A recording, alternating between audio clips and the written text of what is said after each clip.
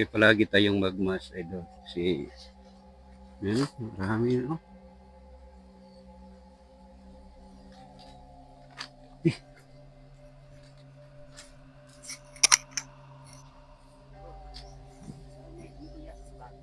Ha? Saan banda? Siguro mga idol kasi nandyan siya sa mga ano,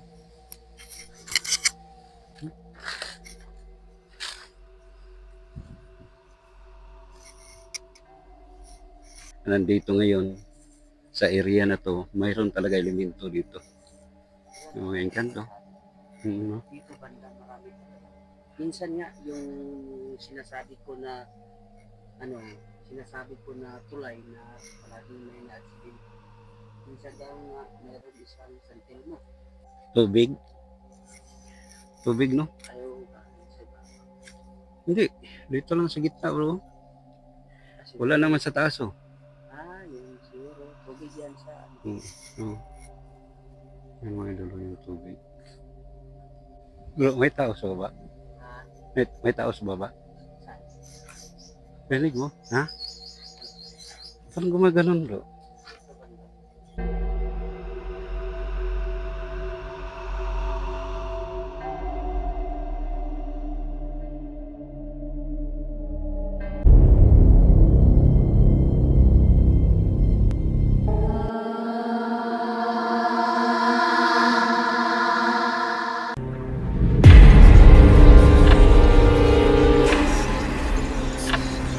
So mga idol, no, magandang tanghali po sa inyong lahat. Ito na naman mga idol, no, si Sarge Go 04 nagbabalik. Dito kami ngayon mga idol, no, sa isang napakaliblib na sementeryo dito sa Bukidnon. Kasi mga idol, may nag-request sa amin dito na ito na cemetery, papuntahan nila. Kaya nandito kami ngayon, imbestigahan namin ni Ghost 308 kung ano ang makikita namin. Kasi mga idol, di-vlog lang namin ngayon, pero may balak kami pupuntahan namin ang gabi dito. So kasama ko ngayon mga idol, no, si Ghost 308 at shoutout nga pala, no, kay Ma'am Hilin Payales, kay Bro Ronald Bustamante, shout out bro, kay Ma'am Evelyn Espidna, shout out ma'am. At sa aming lahat ng idol, no, Bukidnon Ghost Hunters, ingat tayo palagi mga bro sa ating pag-explore. So yan lang mga idol, abangan nyo lang pagbalik namin dito ng gabi. So tara, samahan nyo ako sa mundo ng kabalaghan. So yan mga idol, simulan na natin sa pag-explore. Pakita sa inyo kung ano, yan mga idol sa baba, sapa na yan. Maraming puno ng mga kawayan. Sa tingin ko dito mga idol, delikado pag pumunta doon tayo sa masukal na mga area. Alam natin mga idol, siguro mayroon talagang ahas. Yun, delikado.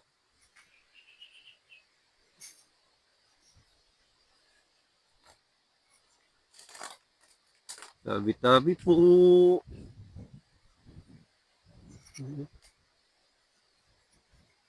Siguro sa iba. Yan ang motor namin.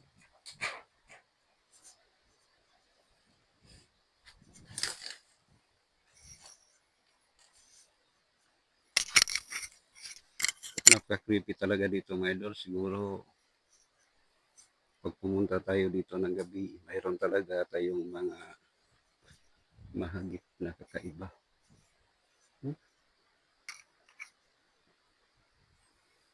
Ilid ng ano, sapa yan.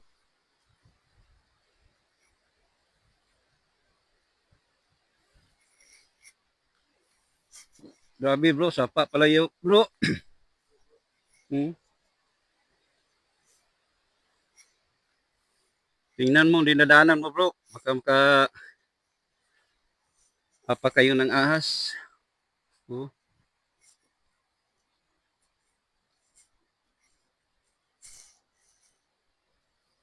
Oh, may liguan pa.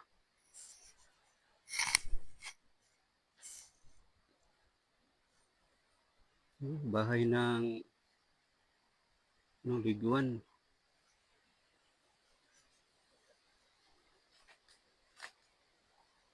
Hmm. Ang sigos rin.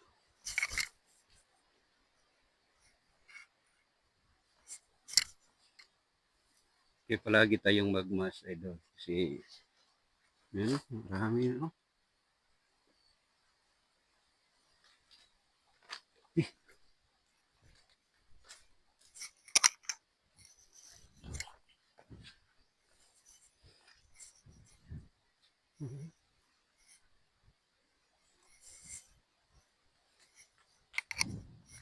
Okay, liguan ito, bro.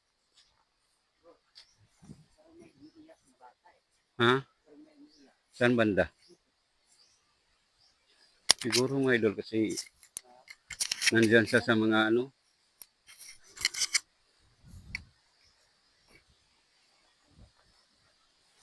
Timing ngayon mga idol, alas 12.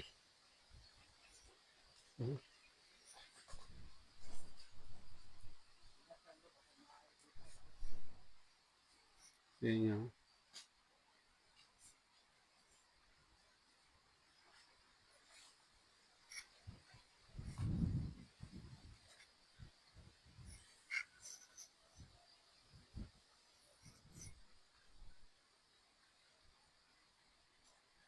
Yan.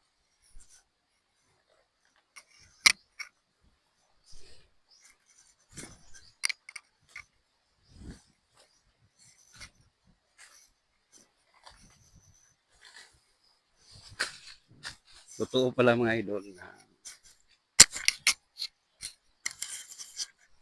totoo pala mga idol sa nag-request sa atin dito na napaka-creepy talaga na cemetery kasi oh, kita nyo naman mga idol oh, puno ng mga kahoy. Diyan, bangin na yan. May sapa sa baba at maraming mga puno ng kawayan.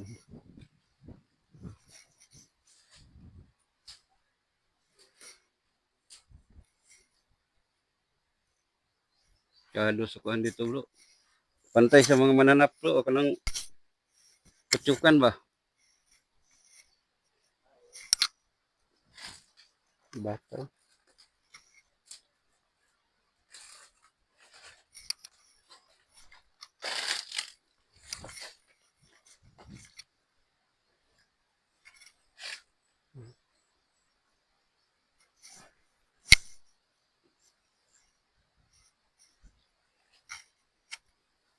Delikado talaga dito mga idol.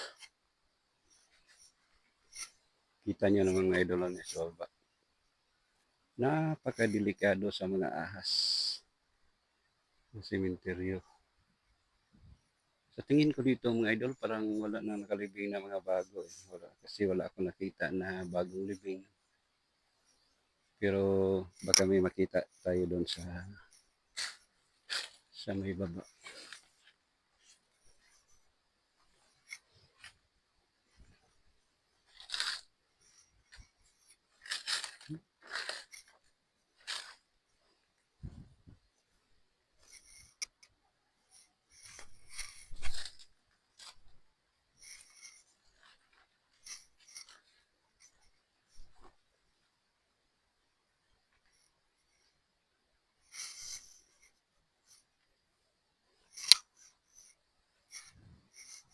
Ngayon, hindi tayo nagdala ng mga kagamitan natin sa pag-explore. Kasi araw ngayon mga idol, mas creepy kung nasa gabi. Magdala tayo ng mga kagamitan. So ngayon, explore natin. Sa yung lugar na yun mga kaibigan, halos sa isang linggo, mayroon talagang nangyayari.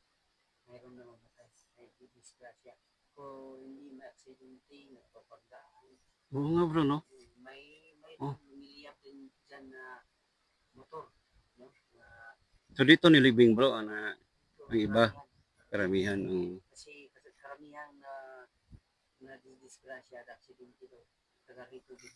dito tayo nilibing. Marami ang nang ano dito. nasawi galing sa aksidente. Hmm. Na mayroon din pangyayari na inaatake daw dito ng isang wakwak. Hanggang ngayon bro, sabi niya, hanggang ngayon, dito na banda, pag Mm. hati ng alas 12 ng gabi, makikita mo yung, sabi niya, makikita doon na yung kanyang kapitbahay na pumapatong sa bato. Saan banda siya bro? Pumapatong. Kapitbahay lang niya. Sa bato daw na Mm. at malayo daw sa malayo doon sa highway sa may bato at may baliti daw palagi talaga puno sila makikita makita nila doon yung babae nakapatong yung kalahati ng gabi. Ano kayo yung babae bro? Hindi elemento? Sinasabi nila hindi lang natin na proof kasi Oh. hindi tayo mismo nakakita. So masabi lang. Ay isa ko ng wakwak. Wakwak. Yun daw ay nagbibigay ng mga mahika na para makatulad ka niya. Pero matagal na yun bro nangyari. Hindi daw, hanggang ngayon. Mayroon pa daw. Siguro mga idol, totoo kasi nagbase na naman tayo sa mga sabi-sabi. Pero talaga mga idol, may nag-request sa atin na itong sementeryo na to, pwede ba natin mapuntahan? So bigay niya ang lokasyon, kaya nandito tayo ngayon. Totoo pala bro, grabe, napaka-creepy di ba? Hmm. Pero may napansin ako bro. Wala akong nakita na bagong libing. No? Parang na kasi itong Baka libing ng mga bago no. Wala nang bakante pero i-start niya yung bagong pintura meron. New repair. Bagong libing wala na. Hanggang doon lang yun, no? Kita mo yung Sa baba, mayroon pa sa baba bro. yung may kural dyan. Oo. Oo, pa ganyan. Pababa. Tapos dito, sa sobrang gilid na wala natin libing dyan. Kaya ang bago daw libing, pinadala na sa ibang lugar. Oh, kita mo yun mga idol. napakatuktok. So alam natin dito mga idol na hindi lang kaluluwa na mga nandito ngayon sa area na to, mayroon talaga elemento dito. So, yan kanto. Dito banda marami talaga. Minsan nga yung sinasabi ko na tulay na palaging may na-aksidente. Minsan daw nga mayroon isang San Telmo. Yung ba tawag sa yun bro? English? Sa hindi nakakalam. St. Elmo's Fire. Asa na? St. Elmo's Fire. St. Elmo's Fire. St. Elmo's Fire. Basta ganyan. Insert na natin mga idol ang tamang sa English ha. Pag hapon na daw, mga bandang alas 4, pag umuulan, lumabas talaga yung ganung bagay. St. Elmo's Fire. Tapos lipat-lipat. Sa atin bro, ang tinatawag na San Telmo. Yung lolo ng yung kasama ko, nandito, sabi daw niya, pag makikita ka daw ng ganun, huwag mo na lang pansinin. Kasi nung dati, siya mismo nakaprobro, siya dati na nakita daw niya yung parang isang San Telmo yan sa daan. Tapos, palibot-libot sa kanya. Tapos, mayroon niyang itak. Initak niya, nahati lang daw. Tapos, bumalik na naman. Mas lalo pang dumadami siguro bro. Parang nahahati na, dalawa na. So hayaan mo lang huwag nakakita kayo. Pag makakita ng gano'n, hayaan mo na lang. Tapos, magdasal ka na lang. Pasapin mo na lang. Magdasalan kayo. Pansinin. Gano'n, maarte yan pag gano'n. Pansin. Kita niyo ang idol. Nakapunta mga idol. Hindi na tayo makapunta dun sa baba. Masyado na. Hindi na yun. Yan o. Marami tayong binabantayan dyan bro. May ahas pa.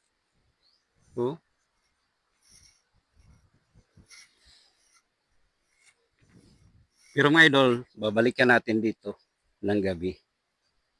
At mag-coordinate tayo sa barangay para may mga CBO na maka-assist tayo kasi napakadelikado dito ng idol ng area.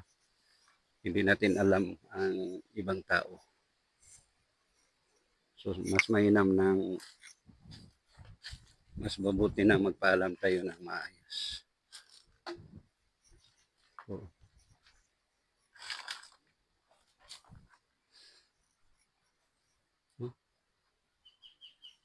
grabe. Sa anong malaki.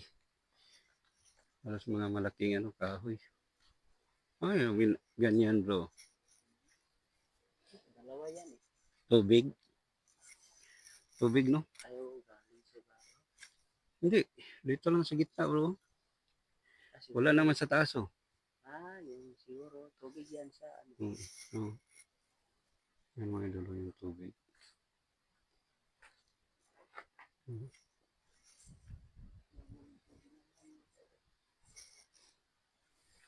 So doon tayo bro. Pakita natin lang kung hanggang saan lang. Saan tayo daan?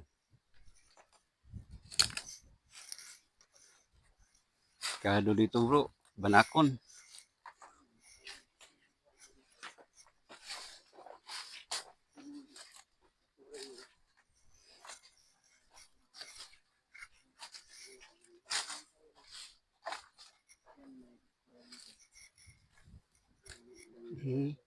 Hanggang dyan lang pala mga idol sa may bakod.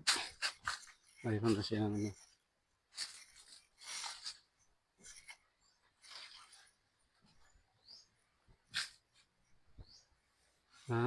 dyan lang. Kaya mga idol, kita niyo naman may bakod. Hanggang dyan lang papunta sa... Mayroon pa doon bro sa baba. Pero kailang hindi na natin puntahan kasi hirap na rin. Ganyan eh.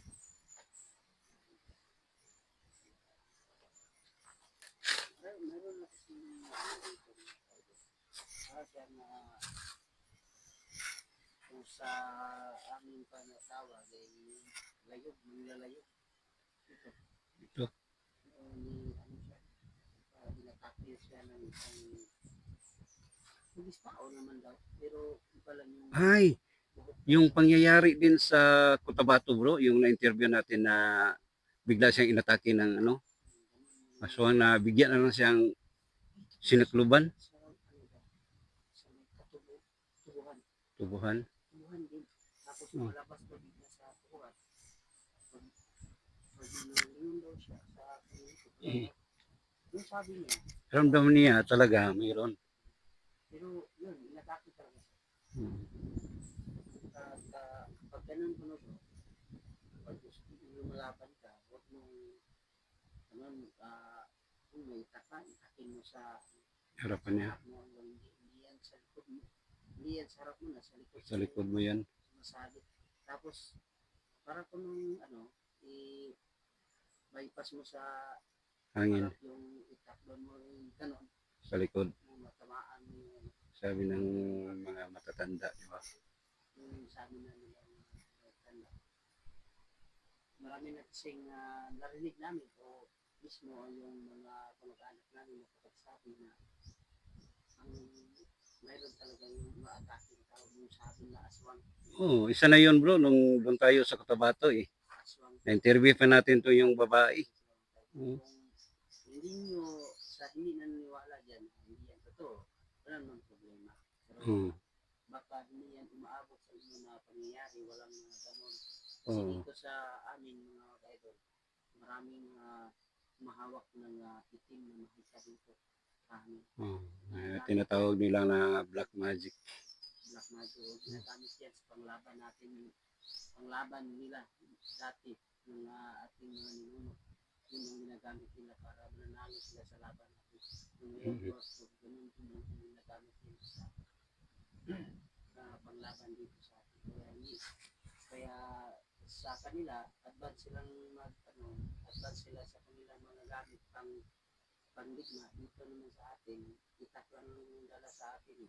Kaya napilitan sila gumagamit ng black magic. Kaya lang, sa ang sumusunod mga idol ay ano na, hindi na ginagamit sa tama. Oh, sa masama na. Ginagamit nila na sabi kung anong gagawin. Bro, may tao sa baba. Ha? May tao sa baba. Saan?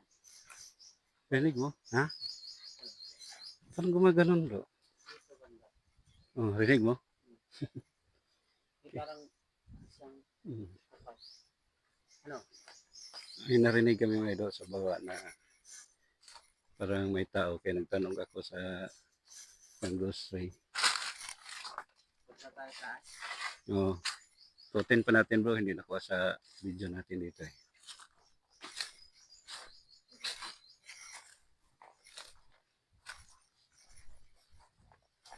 Medyo ano ba to? Medyo mga kalakad na tayo mga idol. Dito, Bago pa dumating yung ano eh. Yung Permisa, ano ba yun? undas, Na araw? undas. Hindi, so. Kaya parang nalilisan din yung iba. Pero napaka-creepy bro. Oh. Mga idol. Lalo na paggabi, di ba? Oh, sobra. Sobra. Kasi makikita yung ano, yung saunahan kaya. Oo. Hindi. Parang sa tingin mo, baba lang matitingnan mo, di ba? Ayun, mga idol. Yan ang motor natin. Isa na ang motor natin bro. Isa na lang natira. Oo. Isa na lang. Ang search na lang naiwan, no? Kasi stars na lang wala. Yan nga idol. Ito ba yung isang tubo bro? Laki oh. Pang-uson ta na. Yan nga idol. Nakaw ka. Nakaw ka na ano? Tubo. Yan ang motor namin. Diyan nakapark. Libot natin doon. Hanggang doon. Hindi naman tayo makababa. Hindi tayo makabalik. Tikado yun sa ano bro. Ahas.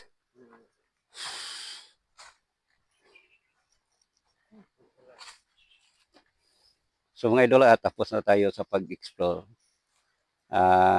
Hindi na natin maikot lahat, lalo na doon mismo sa may gilid ng bangin kasi napakadelikado sa mga ahas eh. Pero sa tingin ko dito mga idol, naramdaman ko talaga na mayroon talaga elemento dito eh. So naka-excite ito mga idol, abangan nyo ang pagbalik namin dito ng gabi no.